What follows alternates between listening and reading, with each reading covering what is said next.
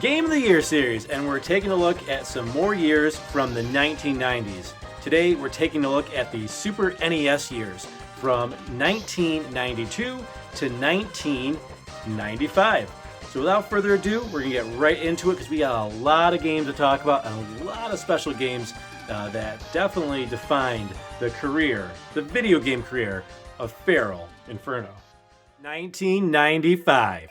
Man, 1995, this was a very tough year.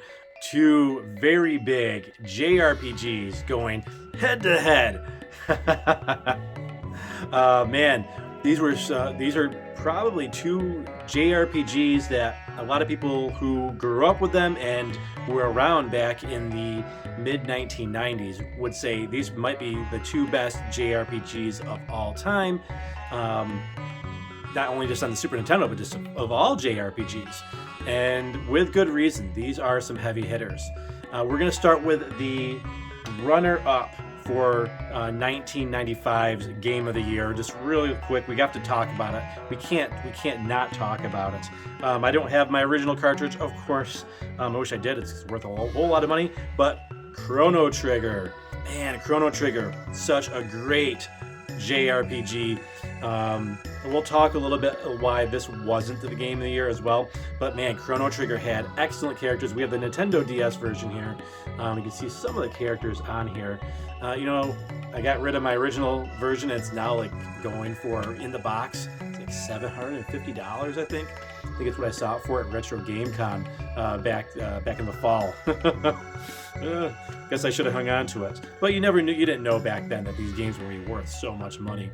And they were going to be so hard to get later on. But we still have other ways to play these games, right? But yeah, Chrono Trigger, man. The Dream Team was a part of this. Akira Toriyama, the guy from Dragon Ball Z. You got people from Dragon Quest, Final Fantasy on there. We'll put the names below because I don't remember all the Japanese names, but these are the heavy hitters when it comes to JRPGs, and they all got together this one-time event for Chrono Trigger, and it was a really special game. It was a game that transcended time, right? So you got to go through all the different ages, all the different eras. You can go all the way back to the prehistoric age and all the way to the future. I think it was 2300 AD to see what the future might look like. Great cast of characters. Definitely, you can see the Dragon Ball. The Dragon Ball influence from Akira Toriyama, right? So we see that influence on Chrono Trigger.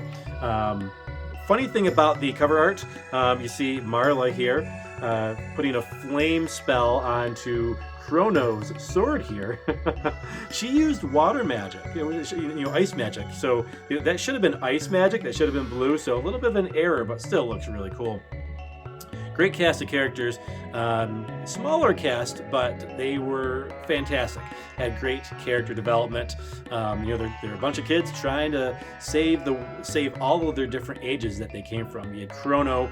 He's the Goku with red hair. Now we do have the Goku with red hair now, but we got Chrono, your main character, the silent protagonist. We had Marla, she's kind of your healer. She had a cool story behind her as well. We've had Luca. She was our inventor of the group.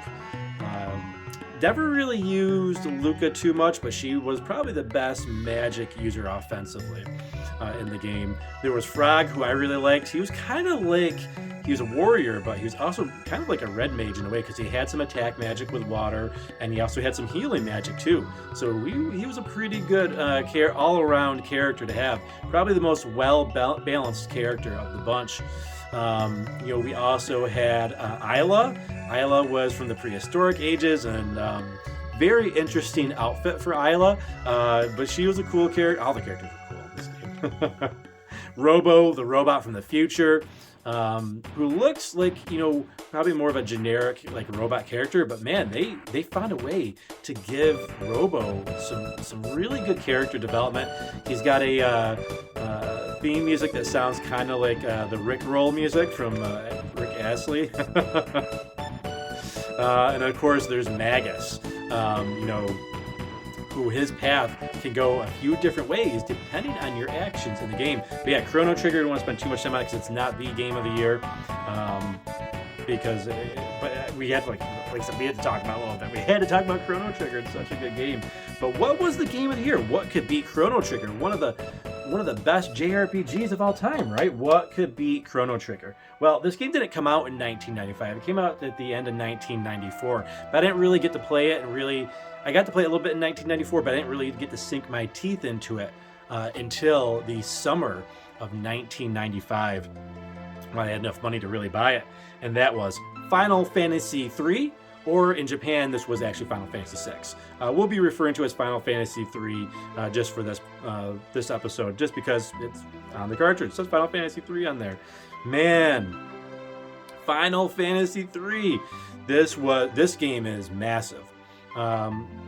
This game cost me $89.99 at Sun Electronics. Still remember, I was actually going to buy a Game Boy Pocket. Couldn't find one at Toys R Us.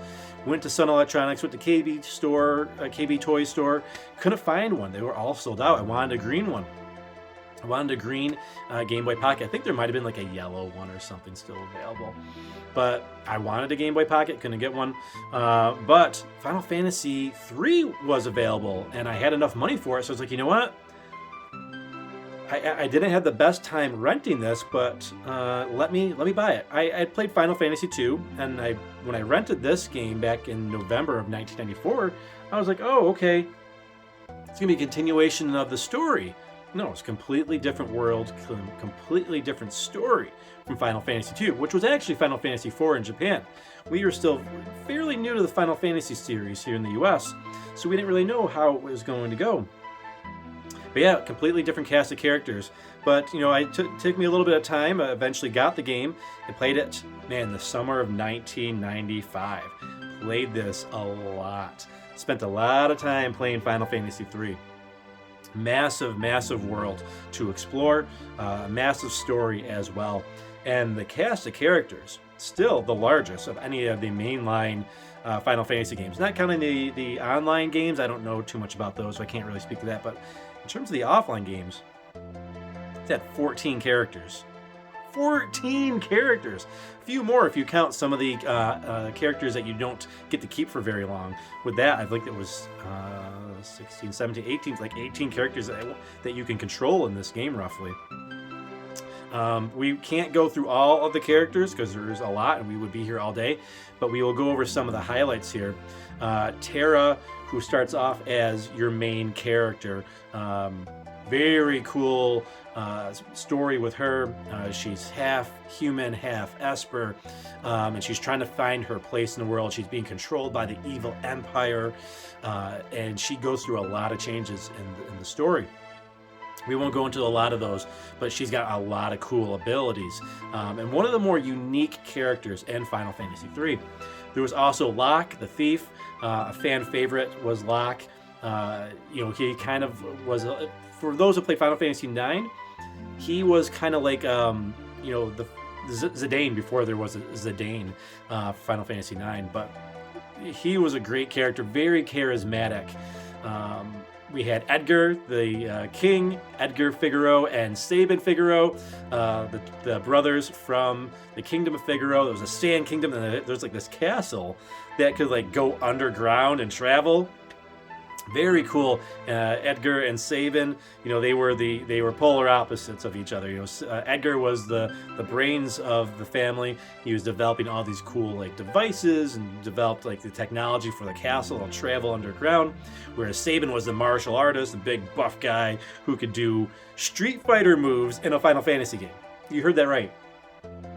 Sabin had a command called Blitz, and you had to input commands similar to what you would do in Street Fighter. So like quarter circle turns, there was full circle turns, and there was like up, down, X, Y, all these different button combinations, these codes you had to put in. And if you didn't do it right, you didn't get an attack. But if you did it right, you do these cool things like there was Pummel and Fire Dance and Aura Bolt, Bum Rush. Oh man, Bum Rush was so good. But yeah, a lot of cool characters in this game. Who else should we go over here? Celes. Yeah, Celes. You get introduced to her a little bit later in the game, but she kind of becomes the main character. It was kind of cool. When you look at Final Fantasy III, there's not just one central main character. It kind of shifts around a little bit as you play the game. and Celis plays a much bigger role in the game in the second half.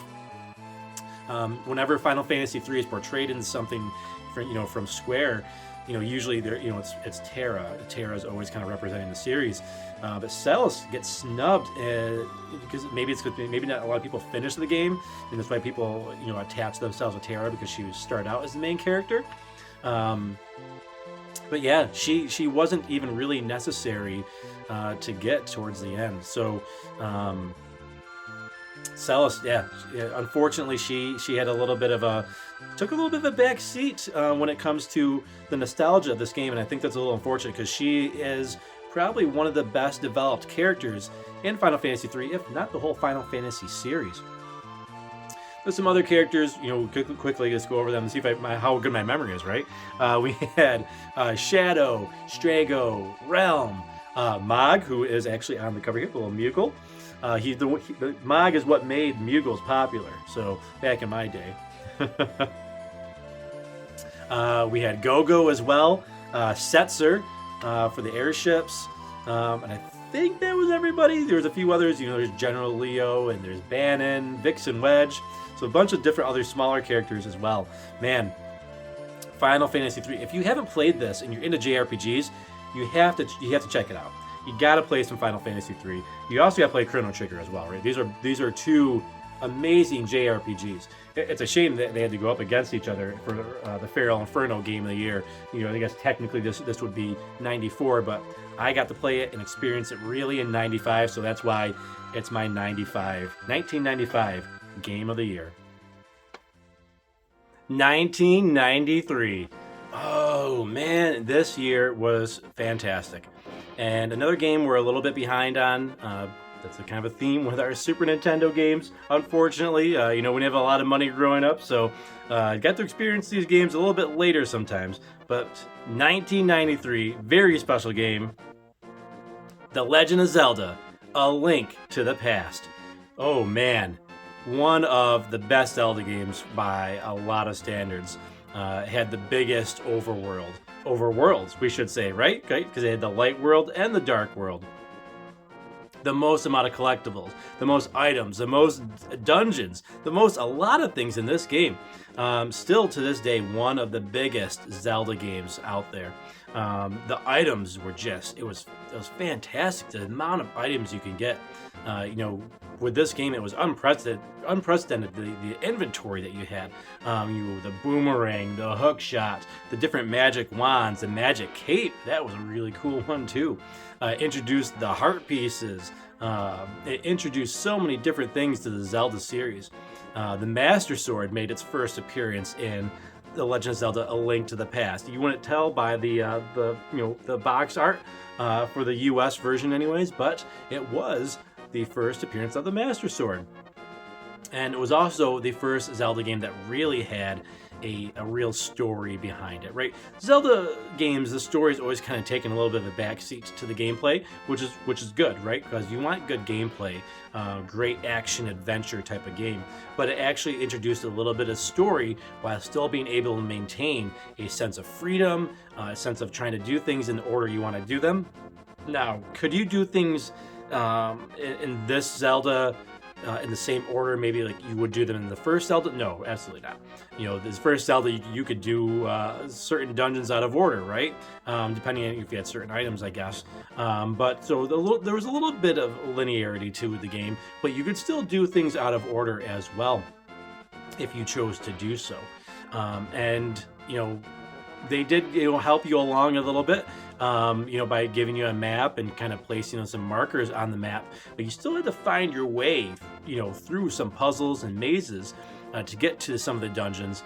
And then the dungeons themselves were fantastic. They weren't overly long like some of the other later Zelda games like Wind Waker and Twilight Princess and Skyward Sword. But the dungeons that were in this game, there were many of them, and they were just long enough, and they had just the right amount of puzzles to kind of keep you thinking and keep you guessing.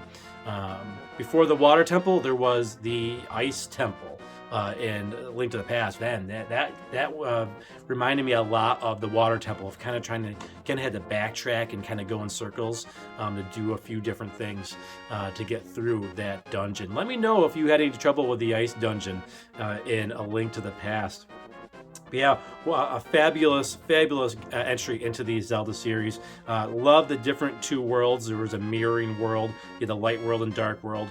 Dark world was a variation of the light world of your main map, but it was kind of twisted in Ganon's image. A lot of cool characters in this too. Besides Link and Zelda, of course, but there was see if we get the name right. Hasarala. If anybody can phonetically spell that in the comments, I'd really appreciate it. There's also Aghanim as well, and he was a boss character that we never really saw much after A Link to the Past. We won't spoil a little bit too much of who he was as well, but man, Aghanim was a cool antagonist to kind of go up against. Fantastic experience. If you've not tried A Link to the Past on Super Nintendo and you're a fan of the Zelda series or just action adventure games in general, definitely give A Link to the Past a go. It's a fantastic experience. My game of the year for 1993, even though it came out, I know, in 1992. But yeah, 1993, man, I spent the spring and summer and probably, I think, the fall as well, really exploring the world of Hyrule and the Dark World. Still remember when I first got the Master Sword, the sense of power you got holding that sword up above your head. Oh man, for the very first time. What it was like to finally enter Ganon's castle for the very first time. And that was a massive dungeon as well. Man, definitely give this a go. A lot of different ways you can play it. Before we talk about the next game, I want to just point out one of the things I did. I played this game so much, I wanted to challenge myself. So there was I did a no death run, right? So where we didn't lose any lives. But if you saved it, it counted as a death in the counter, unfortunately. So I had to complete this game in a day. I remember, I think it took me like 10 something hours maybe. Just played it all day long and got through the entire game and got everything too, by the way. Another challenge that we did with A Link to the Past, that one of my proudest actually gaming moments was getting only the items and treasures that you needed. That included rupees too.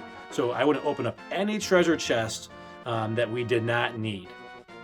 And I memorized where everything had.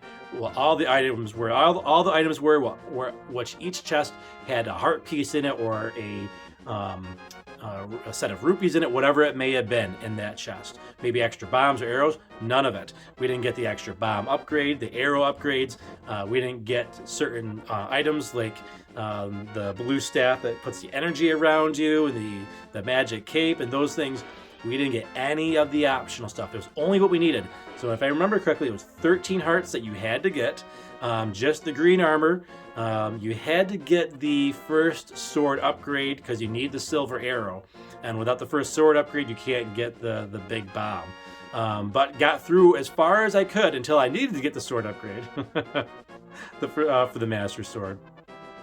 And then we beat Ganon. It was very difficult. I think you could only get hit maybe like 2 or 3 times, and we didn't have any bottles, right? No bottles as well. No potions, no fairies to help. If we fell, it was a tough battle. It took me a few tries. What a fun time that was. Definitely a game where it's not terribly difficult, especially if you find all the items. But man, you can challenge yourself by only getting what you needed in this game. 1992. This was a very defining year for me, not just in terms of the video games, but in terms of life. Super Nintendo had been out for a year. I had a Nintendo Entertainment System with a wonderful library of games, but I wanted a Super Nintendo. My parents told me, no, we already got you the Nintendo, right? You get the NES, you don't need another one, you already got Nintendo. So I knew that I was never going to get one for Christmas or my birthday or something, right? So what was I to do? now a lot of people might say like, oh, I'm so mad at my parents for not getting me that. That's not how I was. I just said, hey, how am I going to get this? I had to employ the Zelda skills, right? Problem solving. Well, I need money. I want the next Nintendo. They already got me a Nintendo. Why don't I sell my Nintendo and all the games? And that's what I did. I was able to sell the actual Nintendo through, the want ads. And oddly enough, I remember the game they took. It was a little girl and her family, and they wanted Marble Madness. And I was like, yeah, take Marble Madness with it. We wanted to give them a game, to make sure that, they had a game to play. So did give them that game for free. But I was like, oh, I wasn't going to be able to sell Marble Madness anyway, so thank you. Take Marble Madness off my hands. We like Marble Madness these days, but back then, Marble Madness wasn't very well received by a lot of folks. But still a cool game, don't get me wrong. But we sold our Nintendo. So I was Nintendo-less, but I had a giant pile of games, but nothing to play it on. At this point, I had no video games to play. I was very dedicated, though, to getting a Super Nintendo. So what did I do? I couldn't rely on the want ad because you had to pay for it every single week. And you can't list all the different games. You had to pay, I think, by the letter as well. So I lived in an apartment complex. I got my big black case. It was a leather case that held NES games. And it's a huge apartment complex, and I went to every single building, knocked on every single door in the entire apartment complex, and asked, hey, you want to buy some Nintendo games? Oh man, that was a fun time. Going through, I spent my summer doing that. I spent my summer just going around selling Nintendo games. Don't remember what I sold them for, but I know I know I need a certain amount of money, and I know I have to sell them for something, what they're going to buy them for, right? They're not going to buy these games at full cost, right? So I had to determine how much I was going to sell them for. We didn't have the internet, we didn't have eBay, we didn't have price charting to check these things. You just had to kind of go on some of your own intuition and skills to really sell these games. And as a kid, this was a very defining moment for me.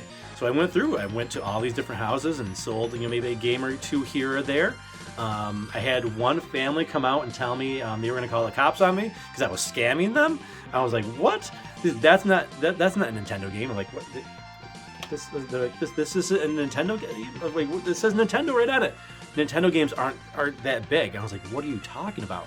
So like, what are you talking about? Show me what you have. I was like, oh, maybe they have a Sega Genesis and they're confusing the two. No, they came out with a Game Boy and said, this is Nintendo. It says Nintendo on it. Look how small they are. And I was like, oh, brother. I was like, no, that's the Nintendo Game Boy. That's different. And they got mad. So I walked away before they called the cops or anything. 11-year-old or however old I was. But I did come across one guy who was like, yeah, I'll take a look at your Nintendo games. He's a pretty cool dude. So he came into his house and he had like a python and stuff. He had like snakes and all these different things. Or his house, he came in his apartment. But like, yeah, he had like, a bunch of kids and stuff too. And he had like, it was like, oh, wow, somebody with a pet snake? That's interesting. So it was my first introductions to like a snake in real life. So cool dude. He wanted to try out all the games first. He wanted to make sure they worked, and he wanted to see if you liked them. So I was like, hey, try before you buy, no problem. It was getting late because like I spent like a couple of hours there. He was trying like Dragon Warrior and like Fax Anadu and all these different games. He was loving it. So he tries all these different games, and I call my parents like, oh hey, I'm gonna be late. So I'm like, no, you need to come home for dinner. Dinner's ready now. So I was like, okay. So I'm like, hey, you can hang out of the games, try them out, and I'll come back after dinner. So I run home, I scarf my dinner down, and I run back there because I'm also a little afraid, hey, this guy's gonna keep my games. No, he's cool, dude. So I came back. He's like, yeah, he took I think like 8 out of the 11 games I had left, which was great. So he gave me a bunch of money, and I was like, man, I am on the road to get my Super Nintendo. Yes, we got enough money to get the Super Nintendo. Go to Walmart. Now there's a little sneaky part of me too here too. My growing up, I was the older sibling, and you had to make sure that I had stuff for my brother, make sure he had toys and video games too, make sure he got a chance. And it was okay as a bigger brother. But this time I needed to use this to my advantage. So we get to Walmart, and there's a Super Nintendo. There's 2 different models, right? You got the model with 1 controller, no game. That's how much money I had for a Super Nintendo. I had enough money for that model, and I was okay with that. But I had a backup plan just in case we can get maybe something a little bit more. Just a little bit more, maybe. So I go to get that, and my mom, of course, is like, "Well, how is your brother going to play?" I was like, "Oh man, this one only comes with 1 controller, so I guess he won't be able to play." She's like, no, that's not right. He needs to be able to play too. I was like, then we need the one with 2 controllers, Mom. She's like, okay, we'll put the extra money in for the 2nd controller. Also came with a game, came with Super Mario World. Speaking of, we can't really fit this all on camera here, but our 1992 Game of the Year, Super Mario World. Yeah, this Super Nintendo came with Super Mario World on here. We got Mario and Yoshi on here. Man, really, and we're not going to hold this up the entire time, right? So, you saw the game, Super Mario World. Maybe we'll put an image up or something. But man, what a great experience.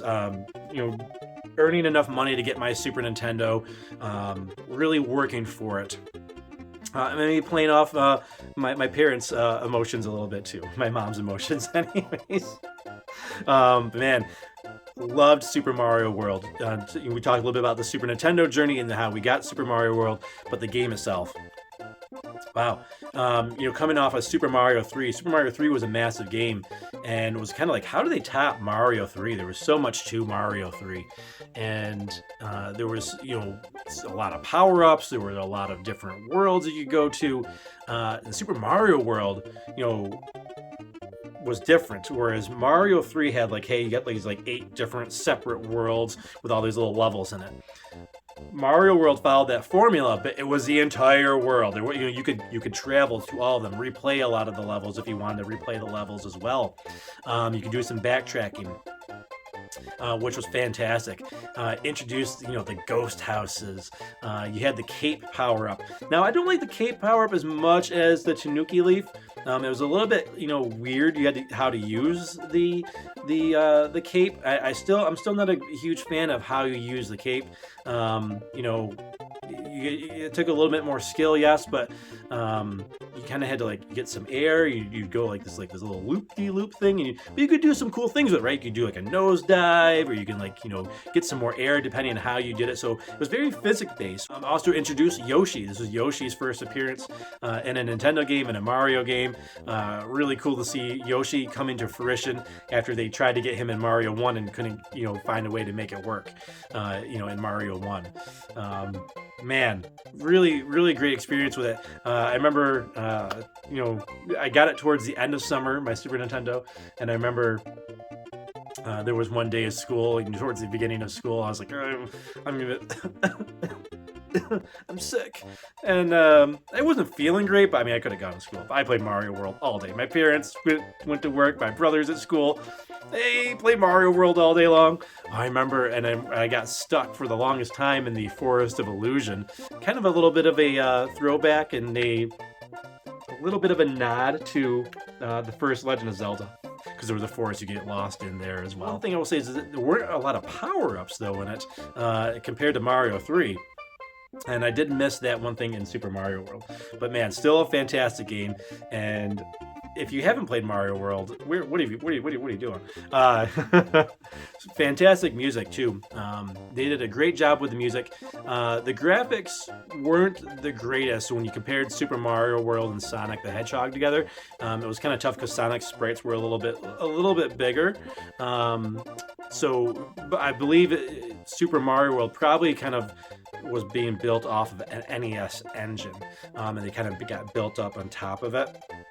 And that's always my thought, was maybe why some of the graphics weren't as good as they probably could have been. And we saw what the Super Nintendo was capable of with a Mario game with Super Mario World 2, Yoshi's Island. So we did get to see what Super Nintendo was capable of doing for a Mario game at that point. But yeah, Super Mario World, though, just going back to that game, so many levels. And then not only that, once you got through all the star levels and the special levels, you 100% of the game, you could then go back and play it again, and I think it gave it like a fall theme, if I remember correctly, and like a lot of the enemies' graphics changed, like they had like Mario masks on, some of the Koopa Troopas. Very cool stuff. Another great thing, even though we didn't have as many power-ups in Super Mario World, Yoshi kind of made up for it a little bit. So if you had a Yoshi, so green Yoshi, if you swallowed a red shell, you couldn't swallow all the way. You'd have it in the mouth and you'd be like going around with his mouth full. But if you release the red shell, you'd release these fireballs, 3 fireballs. If you took a blue shell in, he'd sprout wings and you could fly. Very easily too, by the way. It wasn't like the cape that you had in Mario World, right? Where you had to like ooh, ooh. This was just like, hey, wings, great. Just like the how the P-wing would work in Super Mario 3. And then the one that you didn't get as often was yellow. There was a yellow shell, and if you had the yellow shell, you could do like this ground pound type of move where you create kind of this little mini earthquake, which was kind of cool, but it was very, very rare to get the yellow shell. There was also a yellow Yoshi, blue Yoshi, and red Yoshi, where no matter what shell you got, they would do all those different things, right? So, which was kind of cool to say, hey, if you want a Yoshi that can just fly, a Yoshi that can spit just fireballs from having shells, you could do that. Yeah, Super Mario World, fantastic entry into the Super Mario series, and a great journey getting to own Super Mario World. Unfortunately, I don't have my original cartridge. I wish I did. We had to also re-obtain the box as well. But man, fantastic game for my 1992 Game of the Year. So yeah, those were our games for the early to mid 90s. A lot of great games we talked about. Super Mario World, Final Fantasy III, The Legend of Zelda: Link to the Past, Chrono Trigger. What game, like we do in all these Game of the Year shows, what would win if all these games went up against each other in the same year? Now, a lot of these games, I would say all 4 of these games, Super Mario World, Chrono Trigger, Final Fantasy III, and Zelda: Link to the Past, would probably make a lot of people's top 10 lists. They'd make a lot of people's maybe even #1 games. Any one of these games. So these are some really heavy hitters going up against each other. But for me, the pick was easy. While I love all these games, it's The Legend of Zelda: A Link to the Past. Man, there's so many different ways you can play this game, right? And that's why it kind of wins out against some of these games. I described earlier how you can take the different paths, right? You can try to get everything, try to 100% it, or try to just get through it. Or you could take the super challenging road and just get exactly what you need. And that's what I'm actually challenging you, the viewer, to do. Only get what you absolutely need in A Link to the Past if you played the game. Challenge yourself. Let me know in the comments if you're able to do that. You can't get the heart pieces. You can only get the heart containers that they require you to get. No upgrades that you don't need. Only what you need in A Link to the Past. If you do it, let me know. Post maybe a little video or a snapshot. Tag me in it. I'd love to see it. I'd love to see someone kind of take the torch and accomplish that again. Because I don't really see anybody talking about doing a minimalist run in A Link to the Past. Maybe we'll do that here on the channel sometime in the future. That would be a lot of fun. And if you haven't tried A Link to the Past at all, play it. Play this. If you're a fan of Legend of Zelda, maybe you're a newer fan to the series, or maybe you didn't grow up with this, you weren't alive at the time, check this game out. You won't regret it. Fantastic, fantastic Zelda game and Super Nintendo game. Thank you so much for joining us on this supersized Game of the Year episode. Really excited to talk about our memories with the Super Nintendo. Thanks so much. Let me know your Game of the Years for all these years as well down in the comments below. And until next time, take care.